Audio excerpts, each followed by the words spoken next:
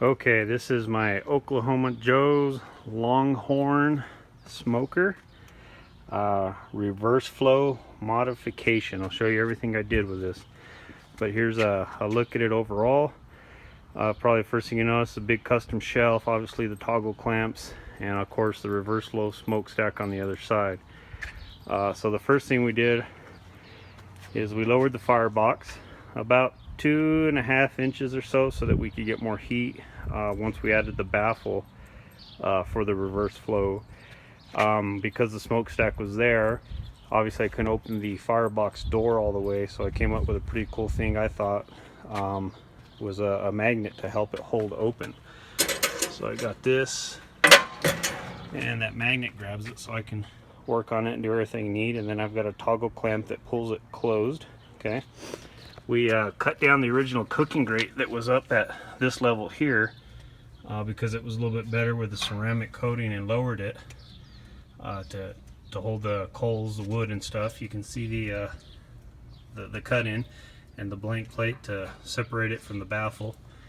Other than that, everything else is original on the box. We did seal it. The only thing I haven't figured out a good way to do is on the door itself. I just have a piece of foil for now to kind of cover and seal it.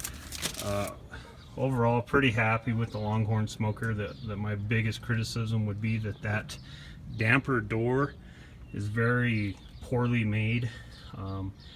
Big huge gaps all the way around it. I'm using an electric temperature controlled barbecue guru fan kit, so you know, I don't use a damper, so I had to figure out a way to seal it, and that's the best I could come up with for now, is just cover it with foil, and you can see it on the inside. There's still a little bit of a gap, but it covers most of it. Okay, so that's the firebox. Pull it down. I've got a toggle clamp here to help pull it, keep it tight, snug it down. We've got the gasket kit all the way around the firebox. On the toggle clamps, I had some ones I just bought from Harbor Freight, but they were 90 degree, and when you popped them open, they'd only opened that far roughly, and I couldn't open it. So I bought these online at toggleclamps.com. They're 100 degrees. You can tell they open quite a bit further back, and that allows me to open the lid. So there you go. So obviously the next mod you see is just the 3-inch HVAC 90 to help get the temperature pushed down towards the grate level and then into the smokestack. Okay, so in my reverse flow, you'll see we sealed that off, welded that off, both sides sealed off real nice. Is the pan itself. I'll pull these grates out.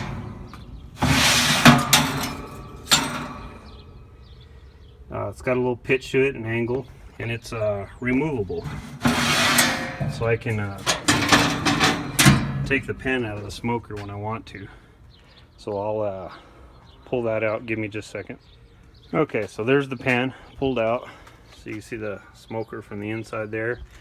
Welded some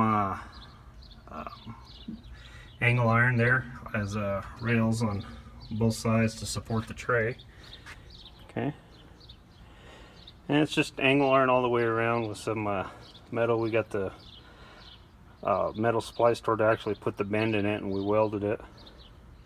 Okay, so that's all put back together.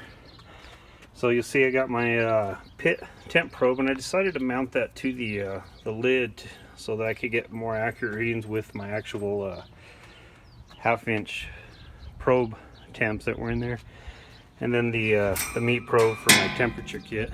And the way I brought those in to keep those from letting out too much smoke is I found this online. It's just a 1/2-inch conduit, little adapter. Not even sure what the actual name for it is, but it works really well. You can see it seals really tight.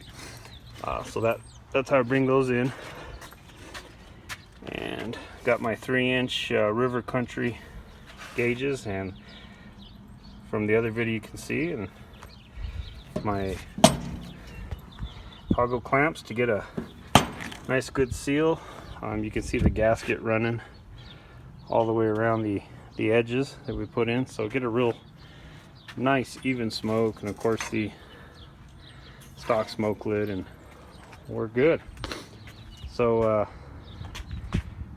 underneath is where we mounted the fan kit. Right now I got a goop of gasket sealer on it. You can see I just modified it, but so I got that little 4-square box with the sleeve. I got the 50 CFM fan running about anywhere from 50 to 70% depending on what type of heat I'm trying to get out of it. This temperature kit from Barbecue Guru, I got this on eBay. It works really well. I wish I'd have bought it 50 years ago when I started doing this. Complete time headache saver. But overall, that's it. That's the mod. The only other thing is we supported the firebox. You can see some brackets because we lowered it. It didn't have the same support it had, so we built some little brackets to hold it up. And a few little magnets to hold my cooking gloves and tongs and stuff. Just some little tricks, but there you go. Thank you.